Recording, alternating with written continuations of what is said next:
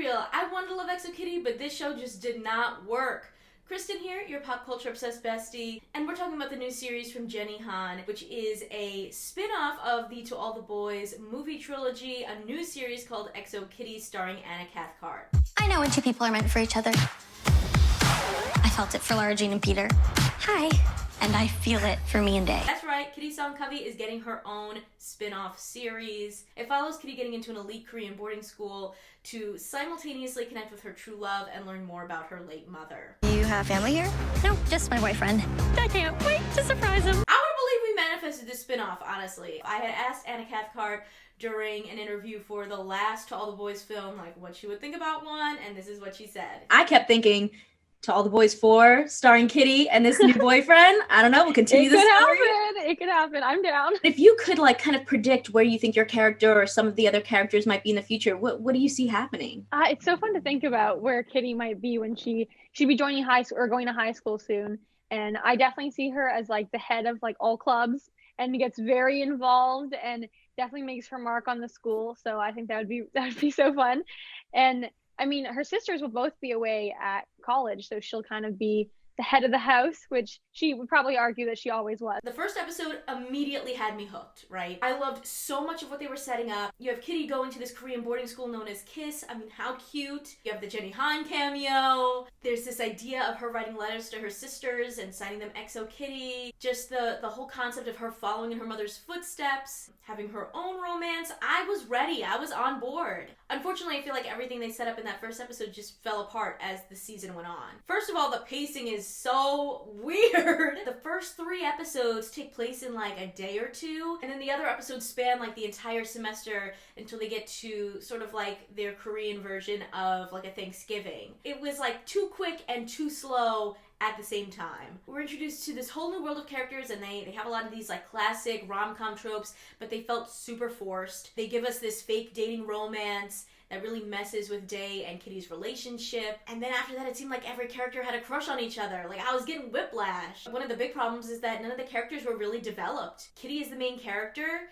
The show is literally named after her, and I felt like they focused on everyone but her. They tried to keep Kitty's matchmaking in as this small quirk that she does, but it started to feel like an afterthought. I would have loved to see maybe a bigger matchmaking couple that she had to work on setting up. They also added in her starting to question her sexuality, but the whole season just felt confusing and they didn't know what to do. Day was a very boring character to follow. They didn't do enough with Q. Minho was the only character that I thought got some development, and I felt like the actress playing Yuri, I don't know, the vibe that I was getting was that it was supposed to be sort of like a Korean Paris Hilton, this kind of heiress, and that they were gonna peel back these layers like a little onion, and we're gonna get to the heart of her. I just felt like she was miscast. It just seemed like Yuri's parents were really hard on her for reasons that they weren't showing on screen, so it felt like there was no real reasons. And then they introduced characters like Madison or the principal and the teachers that are supposed to have meaningful roles, and instead felt very surface level, there was just no depth to them. They also introduced this huge mystery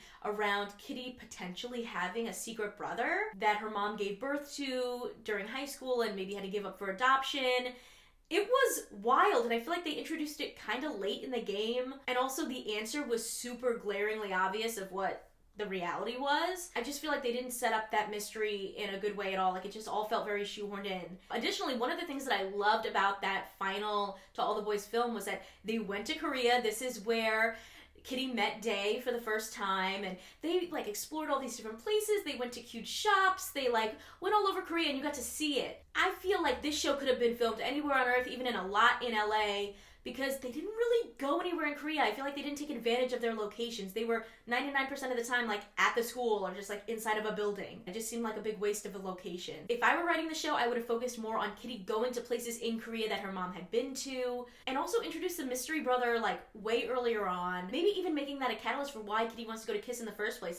Imagine if she had found that little hospital band before she even left and was wait, okay, so I want to be with my boyfriend, but also there's this mystery around my mom. I feel like there was no hints of a mystery in any of the promotion, so it just felt like it came out of nowhere. I think it would have been really cool for them to keep that letter writing to LJ and Margot. Maybe she's narrating episodes by like writing letters to her sister, signing them XO Kitty, and then maybe she's lying about some of the things like, oh, things are going great, and they're not really. I think things like that could have made the season feel a bit more structured versus so random and all over the place. There was just so much that was shoehorned in and things that felt like an afterthought, as if they don't feel like their audience is smart enough to follow a story. Like they kind of dumbed everything down. Half of the show could have been solved in 5 minutes if people just like communicated and had like a 5-minute conversation. The whole constant interruptions just became this overused plot device that, you know, felt like a cop-out. I just was really disappointed. You know, I had a lot of fun with the To All the Boys movies. I loved seeing Jenny Han go from author to showrunner in The Summer I Turned Pretty, and I thought that was incredible.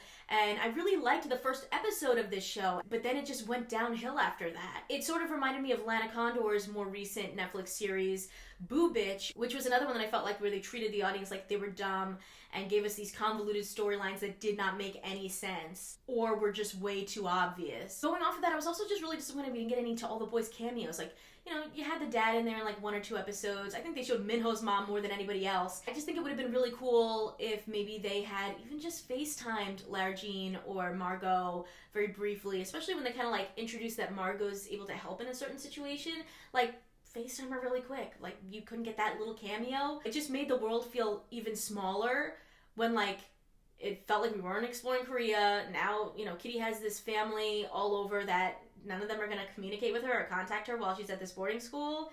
Doesn't seem realistic.